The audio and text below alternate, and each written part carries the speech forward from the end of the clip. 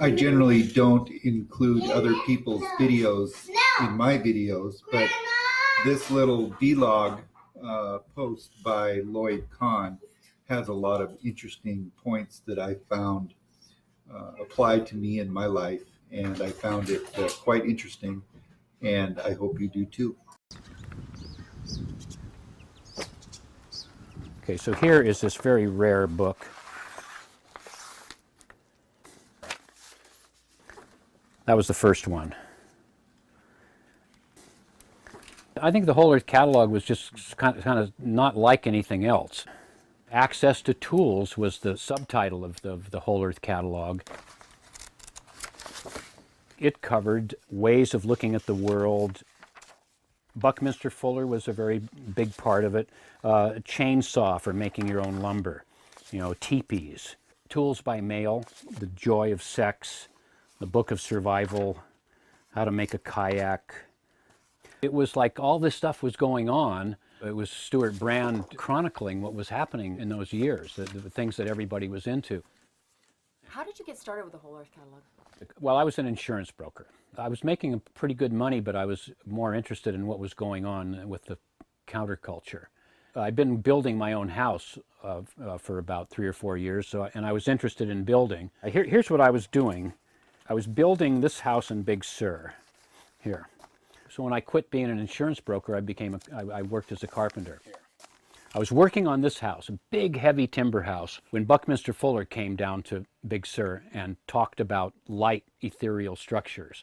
And so the three of us that were building this house got into building domes. And that led me into like 5 years of building domes. And I was building domes, and I was starting to get letters from people, how do you build a dome? And I realized I'm writing the same letter, I should print something up. And so I thought, well, while I'm at it, I should print up stuff I'm learning about organic gardening and how to make your own shoes. And a few months after that, I hadn't done anything. I met Stuart Brand, and he was well ahead of me in documenting all the stuff that was going on in those years. Okay, are you ready? Astronomy, astrology, meditation, Gurdjieff, Ouspensky, Zen Buddhism, the Tarot, the I Ching, dolphin consciousness, building your own house, organic gardening, ecological awareness, self-sufficiency, the Whole Earth Catalog, the Owner-Built Home, the Tassajara Bread Book. All these things were, they weren't new, but they were discovered by this new the baby boom. Ways of looking at the world, Tools by Mail, the L.L. Bean Catalog. So the Whole Earth Catalog put all that together, and it just clicked like that. This book changed the course of publishing in America, because before this book came out, you couldn't publish a book on the West Coast and get New York distribution.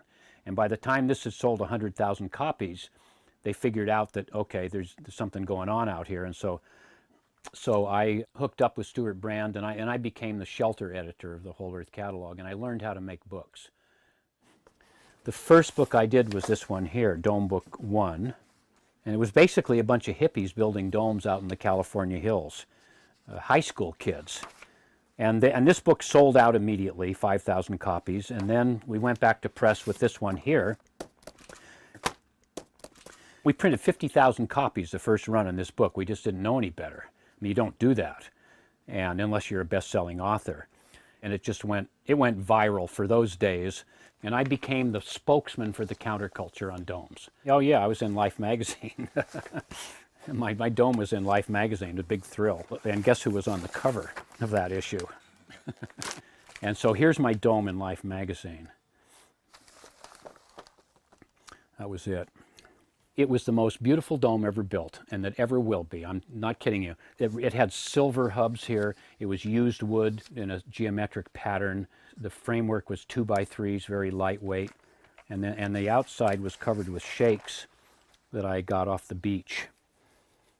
And I eventually took it down and sold it, because domes are all roof, 100% roof, so water flows over the entire surface every time it rains or even in the fog. And in a normal house, you've got a roof and walls, and the water doesn't usually hit the walls. You can't subdivide them very well. You can't add on to them very easily. For a home, I just concluded that they just didn't work. And so I took Dome Book 2 out of print. And about 10 years later, I wrote a thing called Refried Domes.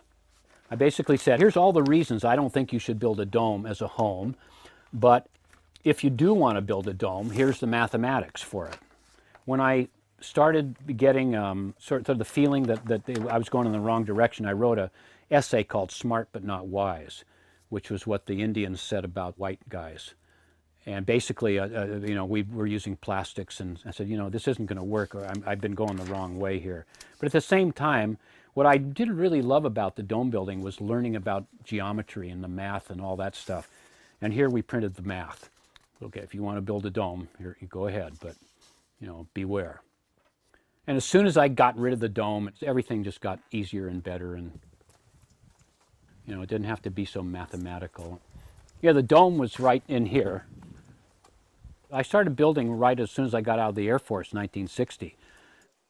The tower's a hexagon. It's called circle madness. That's what we had, circle madness. I started when I was 12 years old. I worked with my dad building a house in the Sacramento Valley. I liked it, I just had a feeling for it.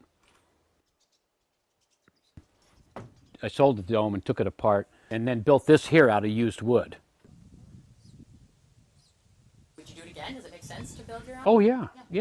It makes sense right now. I mean, first of all, if you don't borrow money from a bank, you're going to save half. And then the other thing is when you build the place, you're going to save half if you do the work yourself. And then the third thing is you're going to get what you want, more or less. This room in here, this was kind of based on getting used windows. So when I became a carpenter, that led me into building every place I've ever lived, and I like the idea of shelter. There's a feeling you get in a house which is really important. In these old houses, there have been a lot of lives led in there and a lot of things have gone on. The feeling you get of warmth and comfort and a place you can go to rest and heal and eat and live with your loved ones is something that's almost genetic, and it's kind of gotten lost. You kind of have to build your own house to get it nowadays, unless you fall into a wonderful old house. This is all used wood.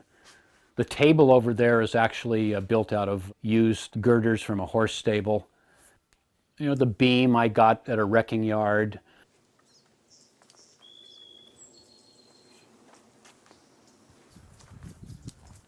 I've never owed any money to a bank, and so that's been huge. And I've never paid rent. So that's just to start with. Did you build this? I made the bricks for the wall with soil. These are adobe, stabilized adobe. They're made with a thing called a Sinvaram, which is like a press. And so you put 1 part cement to 12 parts of soil. And so when we dug the well here, I made the bricks. They're pretty good because they retain the heat. They're a lot of work. They're a lot of work to make those things. When you build the place, the problem is you've got to find the time to do it. But back then it was, we were living on $250 a month, 2 of us. That covered our expenses, growing a lot of our own food.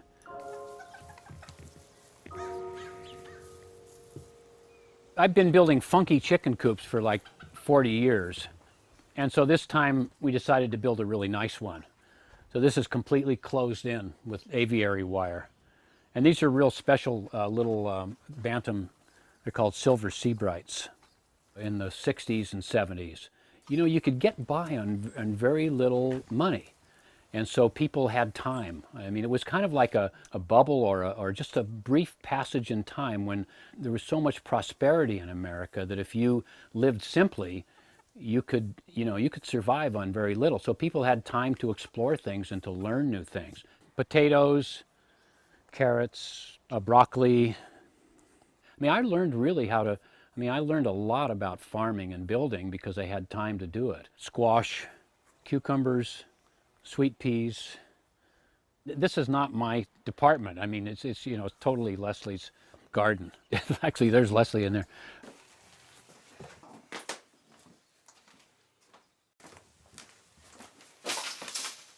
You have a, is that, what is that?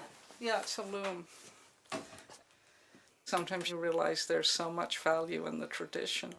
And for us, all of people our age, that tradition was cut off a generation or two ago. Food production, fiber, the value of actually working, not just trying to figure out how not to work. This is yarn I dyed with hand-woven, hand-spun yarn. You know, I spin it, I dyed it and spun it, and then knitted it. In all these years and all this, the changes in the electronic world right now, you still use a hammer and a saw. Well, you use a nail gun, I guess, you know, boom, boom, boom. But you also, you know, you still can build a house with a hammer. So there are certain things, and this, you know, the hands have never really changed. So, and also the idea of craftsmanship. In the 70s, when we did Shelter, we were saying you have to find the line between the modern world and craftsmanship. About you can't take forever, but at the same time, maybe some things from the past are going to be useful today. I think you got to hit the right balance, though, and not, you know, I mean, like, I don't want to plow the field with horses. In the 60s, a lot of hippies got really carried away with, you know, doing things the old way, and it typically didn't last. Yeah, look at the seaweed. I just got this last week. I'm about to start making sauerkraut, and there's a way you can make sauerkraut and use seaweed instead of salt. I've gotten into wild foods a lot lately. And you can't be self-sufficient anyway. That's what I learned. I can't fill my own teeth. I can't grind my own. So she grinds all the grain. You know, I can grind. Well, we do grind grain, but you know, like here's the wheat in here, and then here's the grinder. When I planted wheat and went through the whole process, from planting the seed to getting flour, it was just really complicated. And I realized, well, you got to do nothing but wheat if you're going to do that. And so I can't be self-sufficient in wheat, and I can't, you know. But I think the more you can do for yourself, the better. I don't know if Leslie's bread is any of it's left here. Yeah, here. Oh, you got to get her bread. Look at this loaf of bread. Sourdough. Yeah, sourdough that she made the starter herself. Sure, there's lots of back-breaking work that we don't really need to beat our clothes on the rocks.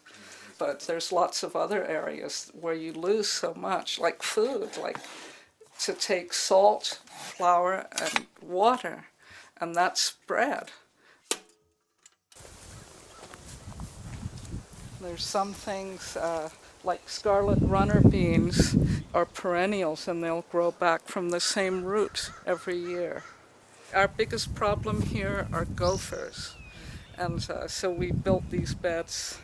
We have wire on the bottom, and we can actually get a crop of potatoes or carrots, and we wouldn't be able to do that if we didn't have the wire. The gophers would just come along and eat. I don't think many people can grow all their own food, but you can grow a lot. And it's a lot more fun, you know, than just buying and working at a job and then translating that into buying power. And I think it's, you know, the writing's on the wall. It's better to do that, and it's a better quality product, and it is pleasurable.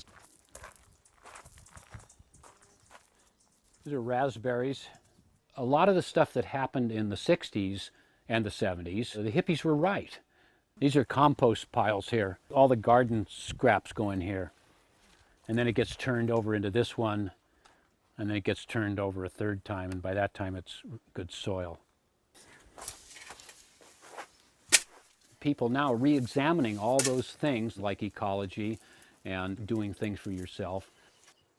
What started out as garbage and weeds becomes compost. And the interesting thing is now, younger people are really interested in all this stuff. The book that we're doing on tiny homes now, there's this huge interest right now in tiny homes. Here's this is the whole book in here. Here's his capsule, $600 a month. You know, with a community kitchen, and this is in a backyard in Portland. Living roof. This is Jay. What Jay said here, he said, the key to designing my happy home really was designing a happy life. And the key to that lay not so much in deciding what I needed as in recognizing all the things I could do without. I think people are going to look at this and say, well, maybe I could get by with a smaller house, you know, or if I can avoid paying rent and paying money to a bank, my life's going to be a lot freer. And I've got a guy who's got a place he built in the backyard of his uncle's house for $200. Maybe you build a small house and you're going to add on to it. You know, that's what we said in shelter in 1973. We said, get your kitchen and your bathroom back to back and your heating and everything in a core, and build that first and live in it. You know, you have a roof over your head, and then you can start adding on. We just built this. You know, it's got a living roof. It's like self-sufficiency. It's maybe you can't go all the way, but you can get the idea, you know, maybe it's time to cut back, or maybe it's okay. Here's the, you know, where they come in at night in here. And if you look in the corner there, there's a setter. She's setting on eggs and she's due to hatch tomorrow.